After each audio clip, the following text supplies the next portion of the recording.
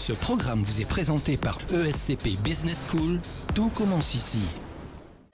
Retrouvez Plan B avec la Banque Postale, première banque mondiale en matière de responsabilité sociale et environnementale, au service de la planète et de la société. La Banque Postale, citoyenne.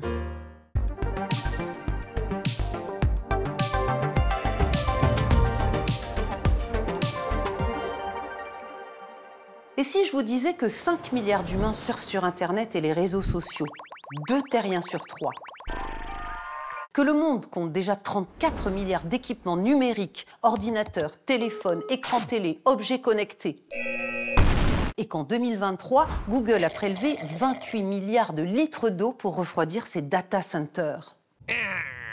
Bonjour et bienvenue dans Plan B, l'économie autrement. Le numérique n'a rien d'immatériel.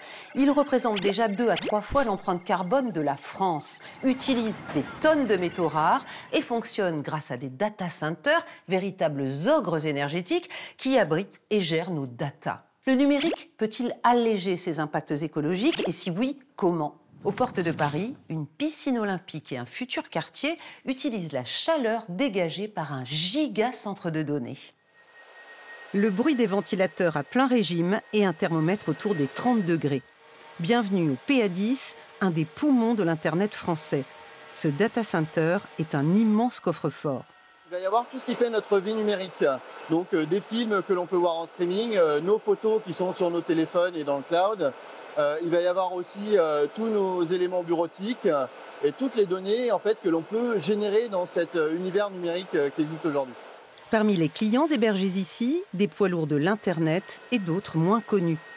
Les entreprises gèrent leurs données, le data center, le bâtiment. Et les données, nous, on n'y touche pas. On fournit des infrastructures, donc des cages, de l'électricité, du courant. L'entreprise, elle s'occupe de ses équipements, mais elle ne s'occupe pas du bâtiment, de la sécurité du bâtiment, du refroidissement de ses équipements. Le refroidissement, c'est en moyenne 40% de la dépense énergétique d'un data center. Au PA10, le liquid cooling monte peu à peu en puissance. Ce nouveau système beaucoup plus efficient ne refroidit pas l'air de la pièce, mais rafraîchit directement la puce informatique. Aujourd'hui, on a de plus en plus de clients qui font de la haute densité ou des calculs assez performants et donc qui utilisent des matériels qui consomment beaucoup plus d'énergie et qui chauffent beaucoup plus. Conséquence de l'intelligence artificielle en pleine croissance. Le PA10 va donc générer de plus en plus de chaleur fatale. Pour ne pas la relâcher dans la nature, elle est envoyée par des tuyaux remplis d'eau à 500 mètres de là et fait la culbute dans la plus grande piscine de France. 70 mètres de bassin et 5000 places en tribune. C'est l'endroit où on vient échanger cette chaleur, donc ce fluide qui est chaud, avec le propre fluide de la piscine, qui est donc injecté ensuite dans le système de traitement d'eau, dans le système de traitement d'air, pour venir chauffer la température de l'eau et la température de l'air. Mais fournir en partie la piscine n'est qu'une étape. D'ici 4 ans, le data center participera à l'alimentation de tout le quartier. La métropole aménage un grand quartier urbain avec des logements, des bureaux, des commerces, des équipements publics qui vont être tous raccordés au réseau de chaleur. Et le data center participera au mix énergétique général, mais avec une part quand même significative qui ne sera pas dominante bien sûr, mais qui sera quand même significative dans le mix énergétique. Grâce à cet échange, le data center pourra rétrocéder la moitié de sa chaleur fatale à la collectivité. Les habitants et les nageurs, eux, auront accès à une énergie de proximité non cotée sur le marché et donc imperméable aux crises.